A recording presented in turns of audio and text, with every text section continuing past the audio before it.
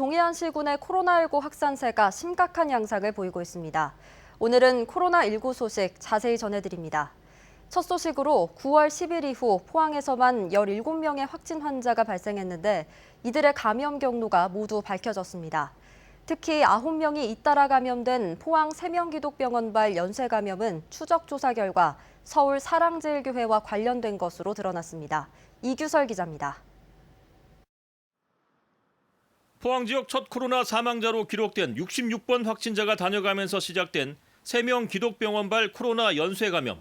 입원 환자 3명과 병실 간호사인 포항 75번 확진자, 요양보호사와 병원 방문자 등 6명이 감염되면서 입원실이 있는 병원 8층은 현재 코호트 격리 중입니다.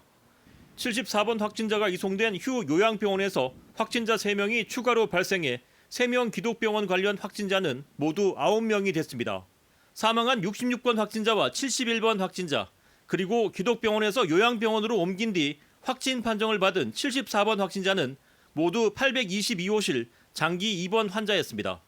그런데 경기도 성남에 사는 71번 확진자의 아들 A씨가 지난 8월 12일부터 14일까지 포항 세명 기독병원을 방문했고 일주일 뒤인 8월 21일 코로나 확진 판정을 받은 사실이 새롭게 밝혀졌습니다.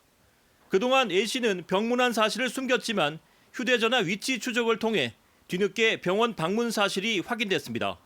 특히 A씨는 서울 사랑제일교회 교인으로 드러나 결국 세명 기독병원 코로나 연쇄 감염은 사랑제일교회와 관련이 있는 것으로 드러났습니다.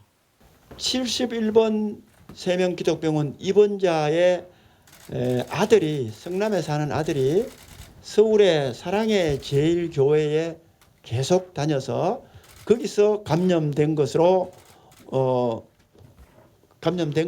확인됐습니다. 더구나 A씨는 신분을 속이고 동생 명의로 세명 기독병원에 출입한 사실이 드러나 포항시는 A씨를 고발 조치했습니다. 17명 가운데 나머지 8명의 감염 경로는 방문 판매 사업 설명회와 관련이 있는 것으로 파악됐습니다.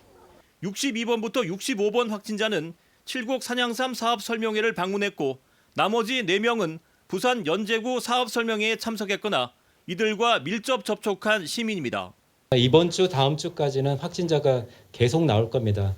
그렇지만 저희가 그 전파 경로를 잘 찾아낸다면 제 생각에는 한 2주 이후부터는 포항이 좀 다시 안전하게 돌아갈 수 있지 않을까 그렇게 생각이 됩니다. 한편 포항시는 71번 확진자의 아들이 포항을 방문한 시기가 8월 중순인 것을 감안하면 8월 말에서 9월 초 사이에 코로나 바이러스 전파력이 가장 강했을 것으로 판단하고 이 시기에 세명 기독병원 병실을 방문한 시민을 추적해 코로나 검체 검사를 벌이고 있습니다. MBC 뉴스 이규설입니다.